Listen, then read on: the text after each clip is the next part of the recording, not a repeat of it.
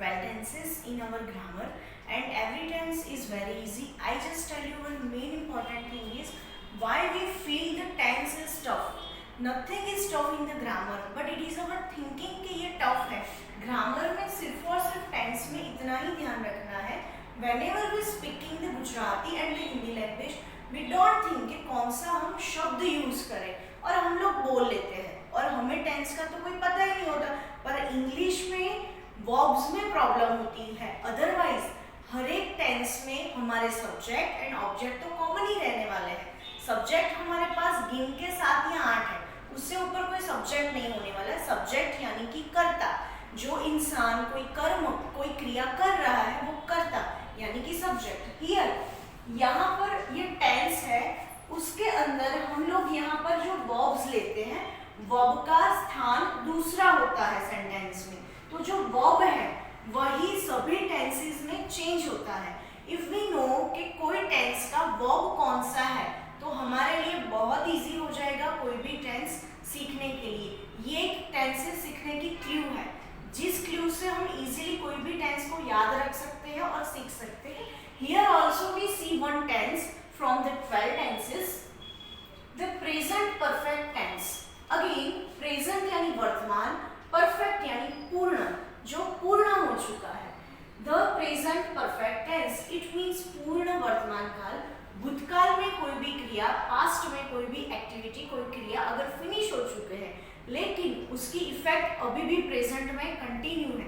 ये टेंस के लिए, ये एक्टिविटीज के लिए, ये शब्दों के लिए हम लोग ये टेंस यूज करते हैं.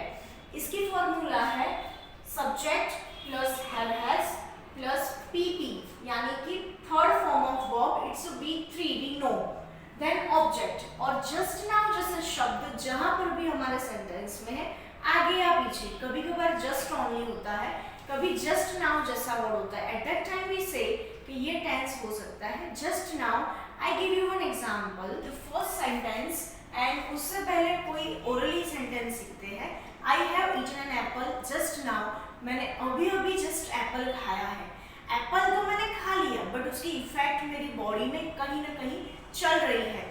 वैसे ही कोई भी एक्टिविटी हो चुकी है बट उसकी इफेक्ट अगर कंटिन्यू है अभी प्रेजेंट में तो उसके लिए हम ये टेंस यूज करेंगे. Here we see some first sentence. Ashok has. Ashok it's your subject. Have has, अभी हैव हैज कहाँ लगेगा? आई वी यू दे, जो सब्जेक्ट है उसके साथ हमेशा हम हैव लगाएंगे और ही शी इट के साथ हम हैज लगाएंगे. Ashok is a subject, have has में से हैज लगा. Just now it's our another one verbs, and finish it's our V3, and his lesson it's our object. Again we see Ashok has just finished his lesson. Ashok ने अभी just अपना lesson complete किया है, मतलब अभी किया, तो उसकी कोई ना कोई इफेक्ट रनिंग में है. Second sentence, they have already gone for a walk. वो लोग ऑलरेडी घूमने के लिए जा चुके हैं. Again I have closed this window. मैंने अभी जस्ट नाउ ये विंडो क्लोज की है. Fourth one, Sarla has broken this toy. Sarla ने अभी ये टॉय को यानी कोई खिलौने को तोड़ दिया था. I have just returned from Mumbai. मैं अभी जस्ट नाउ मुंबई से रिटर्न आया हूँ.